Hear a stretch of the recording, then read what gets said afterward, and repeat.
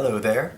This vlog is going to be about a very important concept, which is the human lens in the work done in Podlair.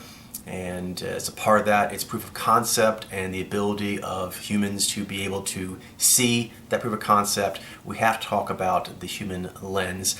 And there are quite a few aspects of Podlair practice in regards to being able to visually observe the human qualia phenomenon, the Mojo phenomenon, that will come into play with this, and I want to kind of put it all down one place. First is the concept of the 5 gears of Mojo reading, the 5 gears of human qualia reading. Qualia in regards to aesthetic characteristics, subtle ones that suggest innate energetic preferences that are related to them. The 5 gears briefly are: first gear is being able to see the physiological cues that is speculated in Podlair theory to be related to things that are going on in some way with a person's innate energetic preferences. Second gear is how these various powers interrelate with each other and create energy fields of a sort that also manifest in some kind of physiological cue. Gear 3 is how these cues come together into various configurations of cues. Gear 4 is the aesthetic connections that can be made between members of a given qualia category and the other ones within it. So that if you see one that has a certain aspect that reminds you of someone from a certain qualia category, that can suggest possibly that there is a chance of relation in the sample that you have not yet confirmed what they are. Fifth gear is being able to understand how you relate to the subject, because this gets into it right here. The human lens, you are the human lens that is doing it, and so therefore it has to have an understanding of its state of being and how its state of being affects its ability to do the reads it needs to do. The reads of humans being humans and understanding what that means. You would need to be in an ideal state for that. What that is questionable, and how one achieves it, and so on and so forth, and what one observes when they are in that state, that can all be questionable, but as a general principle, that is something that is done in the Mojo reading practice, is assessment of self as the instrument doing the raw observation that you will then use to think upon, speculate on, and make assertions on. One more thing before moving on is just saying that this is done from the beginning of the practice of just seeing if you can identify these similar cues that seem to have some kind of pattern to them. The aspect of it going under the hood and it meaning that it relates to innate energetic preferences in some way, that can be left to later, but it starts with trying to observe these repeating cues that seem to have some pattern to it. All right. Next very, very important concept is that's your lens. There's many degrees of magnitude in using it, and this is a very important concept. So the beginning is using the 5 gears, is being able to see that the Mojo phenomenon, the human qualia phenomenon, is there. You can see it to some degree to where, like, I'm seeing some kind of pattern. Right? That's the very beginning of the practice, is I'm seeing some kind of pattern with these physiological cues, their similarity to other humans and their differences, and how that relates to some kind of pattern. Just leave it very vague, but that, you can read that. That's the first kind of place you need, if you think of like degrees of magnitude like a dial, this is actually turning on the microscope. So first there's powering on. So right there you're powering on, you're flexing, and you're able to see it. That means you actually are a sufficient human lens for this experiment, for this research, for this kind of work. If you have that, you can do something with it. Next is turning up your power to the next notch, and when you do that is when you are able to see, and this can come from a combination of experience and talent level and environmental conditions. Exactly what those are, we're still trying to figure those out. But if you're able to do it, this is the next thing you're going to see.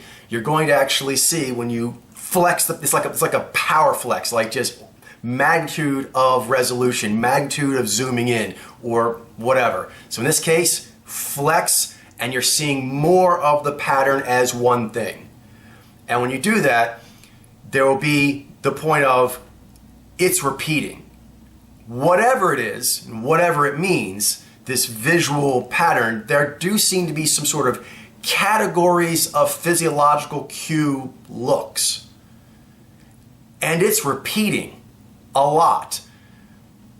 You know what I mean? What it means and exactly how much structure there is to it and so forth. Nothing there except that it's beyond just I see it. I can, oh yeah, I see it there, like sort of sporadic.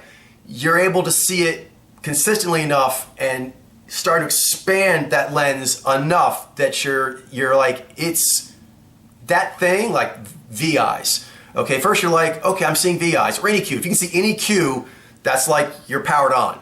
But next you're seeing more cues and the fact that there is this repetition quality.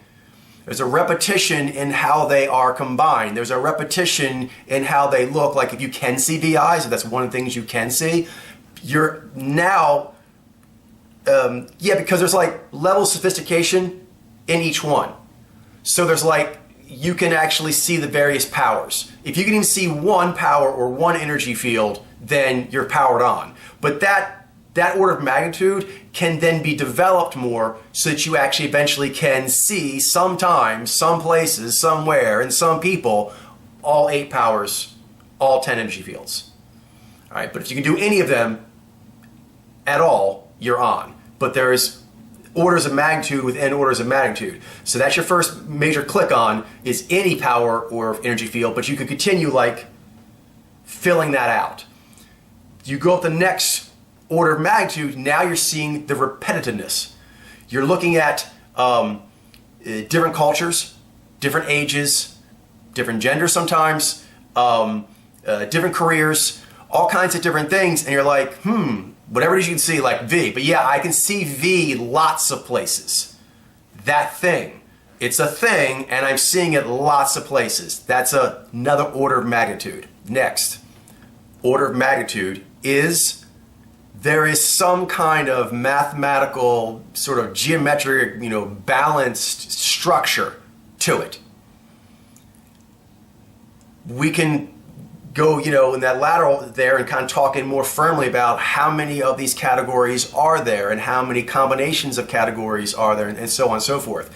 But the next order of magnitude that you have to be able to crank up to is when you can see enough of it in such an expansive way, an all-at-once way, that it's not an open loop. It's an evolving closed loop. Or a single, it definitely has edges. It does not feel or look or all at once perceive to be like going like that. It's evolving and so forth, but it's definitely a holistic structure that has very well-evolved checks and balances. So there's going to be some kind of firmness to how many of these categories there are. That's the next order of magnitude. Later on I may update this vlog, but this is just some initial thoughts on this because this seems to be confusing a lot of people. Next, this is sort of like what happened before, but now higher up. You're seeing that to some degree, like maybe you can see it in white people, maybe you can see it in young people, maybe you can see it in movie people, actors. But now you're seeing it pretty much everywhere. You're like, whatever this holistic self-balancing structure is, that's repeating. We're seeing it everywhere. So now when looking at bubbles of careers or so forth, you can actually see that happening. Even if it's just the initial lines of it, but if you can just even see the initial lines of it, it is not an open-ended, rapidly changing, it could be any number kind of thing. Whatever number it is, it's a number. An evolving number, mutations and so forth, yeah. But with that given, there's a very balanced mathematical nature to it and therefore a numerical nature. And so if you do not see that, that means you cannot power up to the 4th degree of magnitude, because it definitely has a structure to it. Like that, if you can observe it well enough, that much it just is. And so if you cannot do that, that means your psyche, your brain, your bio CPU simply cannot do the next order of magnitude needed to see higher insights. Next is the alchemies, the connections, the way they interact. So this is kind of like a more nuance of the pervasiveness, is realizing that within that pervasiveness, that repeating pattern, that repeating mathematical structure that is balanced, subdivisions of some kind. So again, you could work in there, fellow scientists who can power their lens up to that level could kind of talk about what that might be. But there is, if you can turn your lens magnitude to that degree at all, a repetitiveness to the clustering. There is definitely clustering, and it has repeating patterns.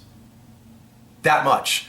Figuring out what they all are and exactly how they go together and what this all means, I mean, that could be endless study, but the beginning of the study of the observable phenomenon, if you can turn your lens on strong enough, is there are clusters. There's clustering. There's clearly clustering of cues. You'll see you'll see both. You'll see a clustering of cues showing there's some kind of alchemy grouping going on, and then you'll see the other, which drop at the pervasiveness, whereas you'll actually also see VIs like in all kinds of places, places you wouldn't necessarily think you would see them, and oh, they are, and that's definitely V, and that's a different location, and it's boom. It's not like just some other thing. It's like V in several different places. You're seeing that. Now you're actually seeing the clustering. Next. At a certain level, you have to turn the dial up to another kind of lens magnitude, which is, because these are a combination of like resolution and understanding. You need to do both for your lens to be operating properly. So to increase the level of understanding, for example, there's a difference between a machine being able to have a great photo of someone. In fact, it could be a better resolution than the human eye can do, but that doesn't mean they can do facial recognition. So we're talking about a lens that can observe and can recognize what it's observing. Recognition is key. So this lens is for story. It's clearly a story. What that story is, oh my goodness, that's going to be debated for all the ages to come, and that's a wonderful thing. It's part of infinite mystery. If you can turn your lens up to this story level of magnitude, it is clear that the other things you powered on earlier, they're related to the story, right? The certain eyes or whatever it is you can see being seen in so many different places, and then the various cues, whatever you can see, they cluster together. The people, certain kinds of cue clusters cluster together. Okay, so you're doing all that, and then obviously, like talk about, this has information on demographics or various bubbles, so now there's a story going on. There's a connection between people's lives, and this gets very fuzzy math, but there's some kind of math there between the kind of cues they have and whatever they mean and what they end up doing with their life. The stories of their life is permeated with these repeating cues that show up in certain kinds of repeating patterns in a given person, and those given people also cluster in certain physiologically observable aesthetic patterns, whatever that means. But it's going on, and it is somehow related to how everything is going. The story of humans. It is either a driver, well, it's at least a signifier, if not a driver, of everything humans are doing. So at minimum, it's plumage on whatever is going on. Readable plumage, readable physiological, manifestation, expression. This is like plumage on whatever it is that's going on with us, because the story and the cues are linked.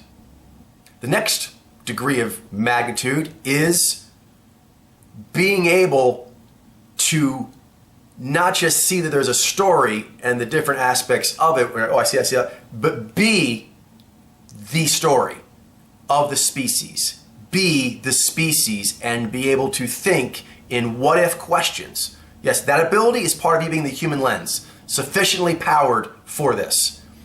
So if you can do it, there's certain what-ifs that will be easier for you to do, particularly when it comes to what is it that it means to be a human. That is approached always for all humans as an individual's question, inquiry. But the answer actually comes from a species mind. And you'll have to be able to think in species mind for your lens to go at the next degree of magnitude. This next degree is just, I think, not a large step from the ones we've taken, but it begins stepping in a direction that gets into much more speculative work.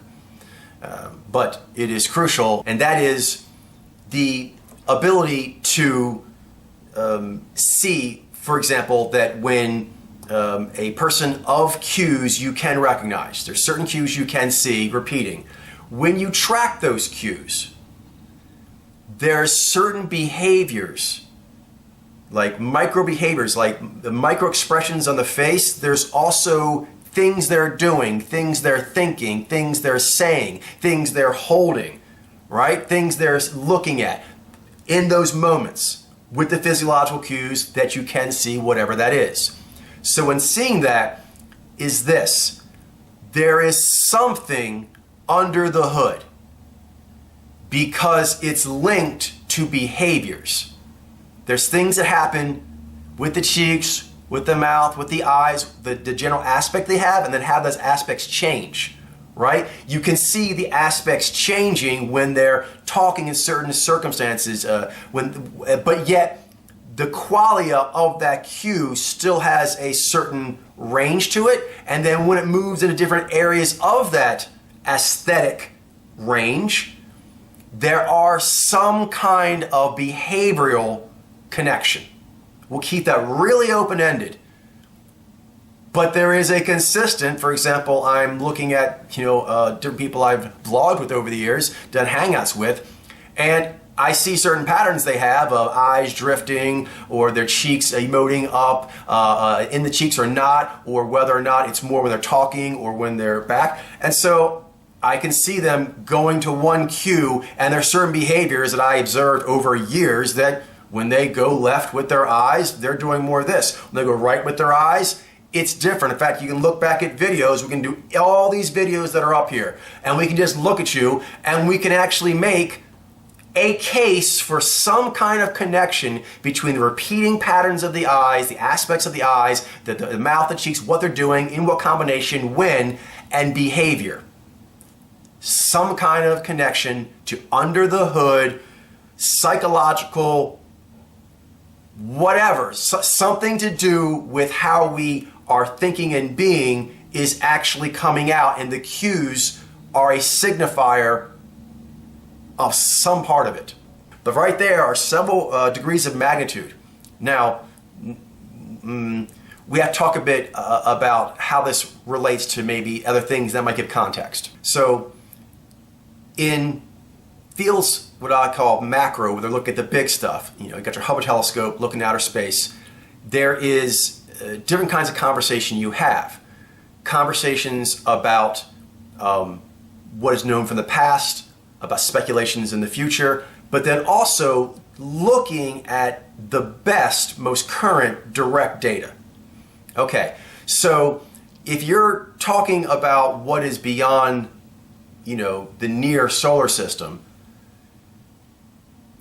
you need to have if it's available that you can actually have a telescope that lets you see the entire solar system, that takes precedence over any speculations going forward or retreading the work of the greats who came prior on anything that is talking about something that can now be observed. So once that happens, there is a hierarchy of the data and lenses to go with it. Okay, so then going beyond that, you have the Milky Way, and then you have the near galaxies, then you have the far galaxies, and then you have like stuff going all the way back to the Big Bang, that sort of thing. And in order to really, the best speculations are always having to work with that, and people should be hungry for that new lens coming on board, because that's going to be the best that everyone has to work with. Same thing in, kind of like a biology class. You can discuss things back and forth, and there may be debates, and at some point if there's like a really hard debate, often you have to go to experiments or observations. An observation is kind of like an initial experiment. Open your eyes and what do you see? That's like the first experiment. In the end, there needs to be a visual observation of it. So if you're debating about what's going on with a cell, then you will say, take your lens to whatever degree of magnitude gives the best resolution for the human brain to comprehend what it's looking at in this organism. And then that is the answer. Now, sometimes what can be zoomed in on with a certain lens, it allows for different interpretations. And so what you have to do then is really not go back and forth talking about it, and even your head swirling around speculations, that's nice. But if you have the option at all to pursue, if you study scientific discovery, there's a big legacy of this, you really want that better lens. You really can't emphasize how big of a deal as a truth beacon having the best lens to observe the data that you want to be speculating what it is and what that means. That is supremely important.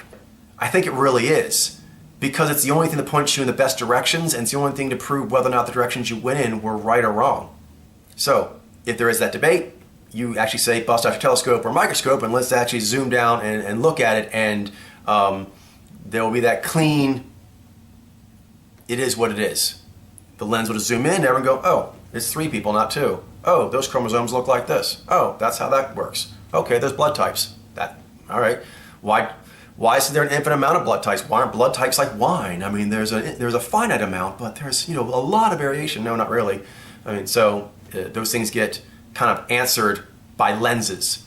No amount of speculating, no amount of debating, no amount of getting consensus really has anything to do with getting that kind of sureness of answer. Speaking of which, that brings in why, again, the human lens is because that's micro and macro, and you're studying really small things and really, really big things. You can make computers, machines that outperform a human by a lot.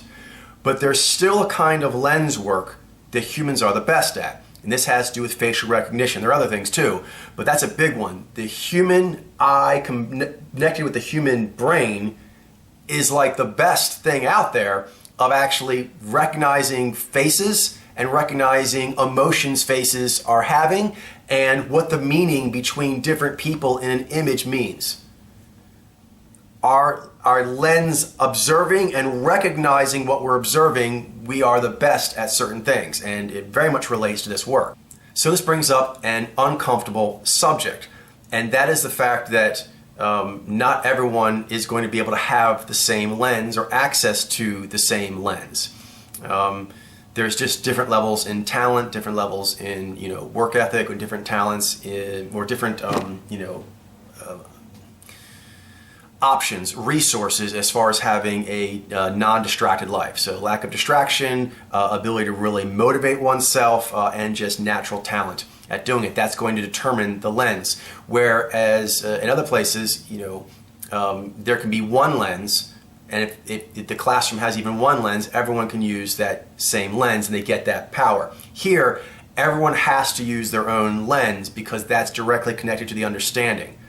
So that aspect brings in a inequality in lenses that is not as often a problem in the micro and macro study. But here, there is that huge issue. So a way of thinking about this is maybe like thinking of like each person is kind of like a school or a, organization or whatever, and they have like the one lens. So that is for that one group, we'll call them like one person. And you may, in that country, that state, whatever, just not have the resources. And you may have information blocked getting to you. In this case, the information blocked is not by censors of the state. It's actually just by the lack of your capability of your lens to process that. So the information's there, but it's not actually getting in and processing. So this brings in an issue of being able to speak on it or not, because a lot of people want to speak on things, but often it's based on images or video or other kinds of data or proof that everyone can readily see once it's pointed out to them. But this is the case that even once it's pointed out, it's kind of like being a tracker of trails. That's another thing. Humans do that really well. In fact, you want to get something better than a human, you wouldn't go to a machine, you'd probably go to another animal. Because that natural connection of observing with a camera and recognizing what that is very well developed. And for certain cases, like tracking down certain tracks of animals, that is the best thing on the planet for doing that. In this case, that goes for humans. So this brings in the question that bothers a lot of people, like how does that work for like authority and power level? Does that make it disparate and so forth? No more than any other talents have throughout history. I mean, it's just going to be a precious talent. So if you don't have the lens that you need at your school, then you're going to need to build one. If you can't build one, buy one, borrow one, beg for one. You know, you're just going to have to find other people in the tribe who can do it, and do your best and research on them to find out if you think like you want to listen to them. I don't know what else to tell you. That is how it's going to be for a while until the computers are able to do this for us.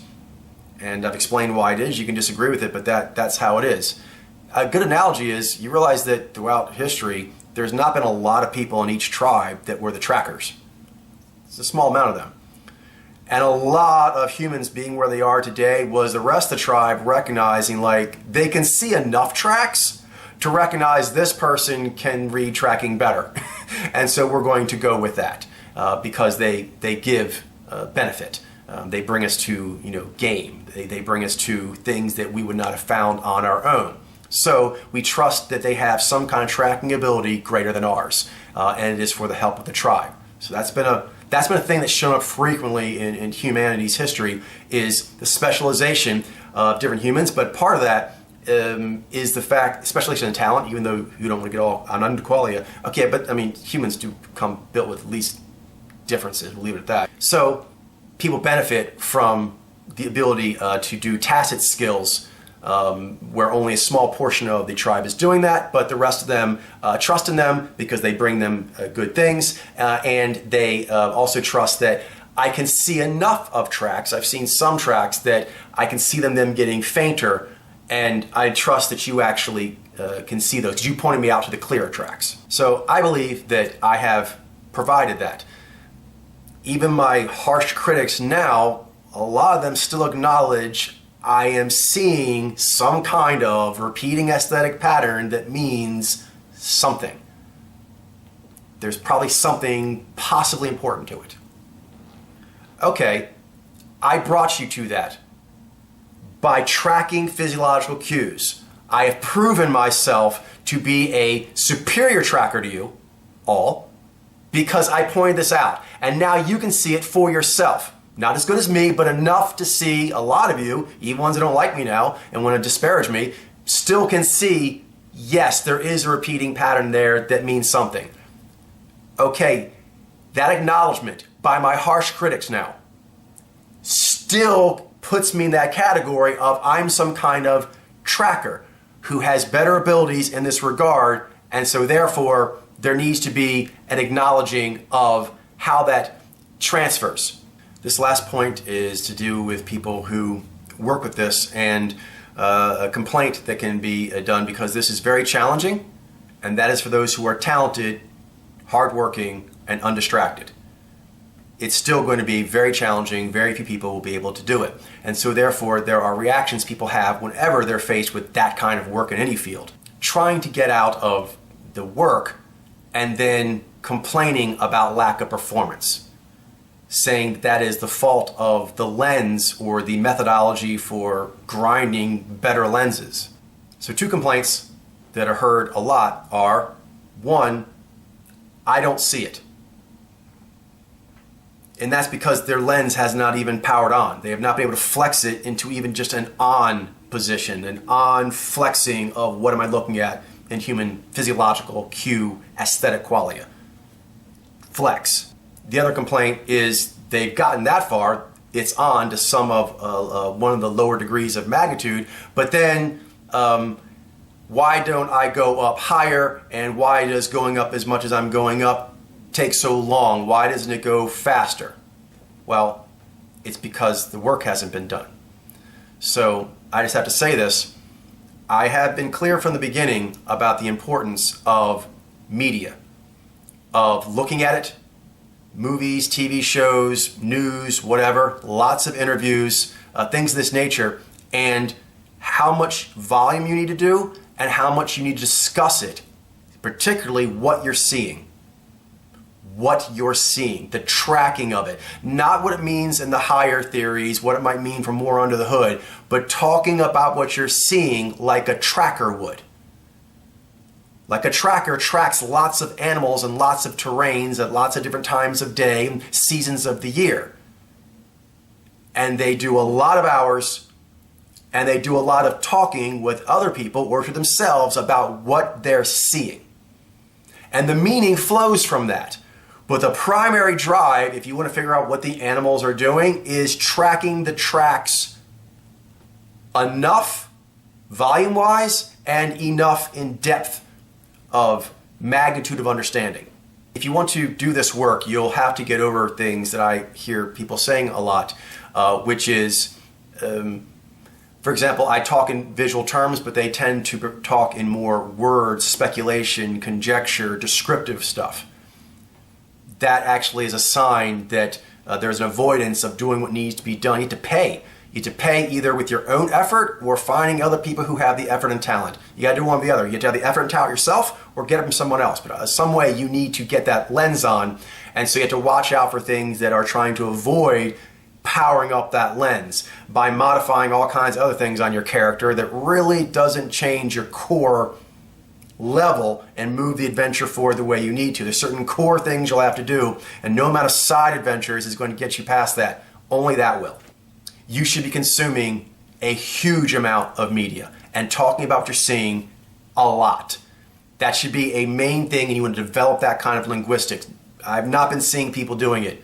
Nowhere near the levels they should be doing it, like collaging. I suggest all these things, and everyone, even people that actually consider themselves to actually be more into than others, still really, I told that early on, but they really weren't into it and never really did a lot with it, which is consuming a lot of media and talking about what you're visually seeing. Way more than anything else. That's the first thing, because that's where all the confidence comes from and all the clarity. The two things you'll need to speculate and assert. So you need to accept this, that you will need to invest a lot of watching humans and making that the primary thing that you're doing when you're trying to figure out what's going on.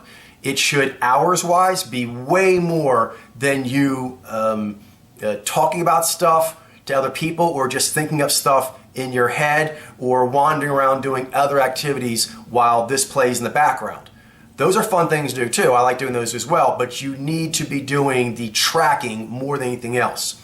That's probably going to be more hours than many people can actually get, and I accept that now. I'm more understanding of this. Everyone else is going to have to be understanding that is simply the situation. That is where we find ourselves. So if you can't do that, find those who can.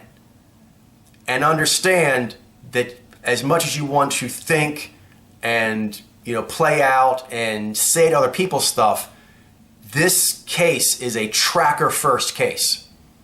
That's the kind of casework. We have to see it and then be able to predict stuff. So those who come this way so far, you need to accept that by standard I have set down earlier, but I just didn't get into everyone's cases about it, although I brought it up many times over the years and consistently portrayed how Jailene and I train in that manner. That level of training has not been done.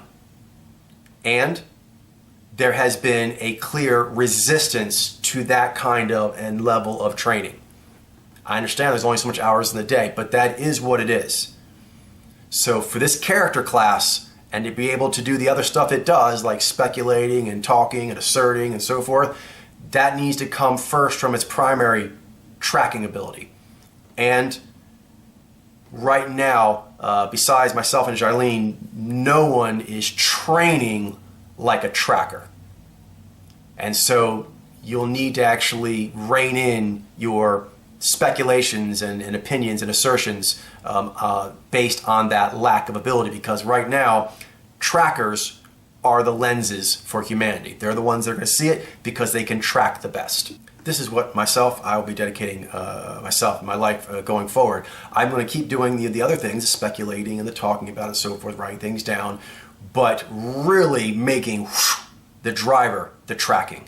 The ability to do so, the methodology, training myself, writing down how to train others, and getting the best data collection possible. That is going to be the heart and soul of all the disciplines and areas of study that will come and flow from this.